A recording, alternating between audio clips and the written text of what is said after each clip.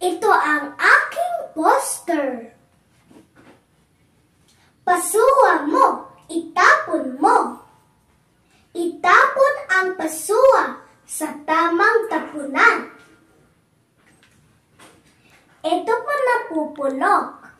Skin ng banana at papel. At di napupulok naman po yung mga plastic. Nawe-resiklo. Yung mga recycle. Toxic and hazardous.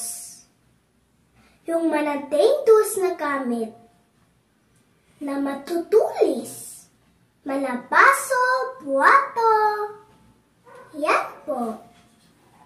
Kaya mga bata, pasuwa mo, itapon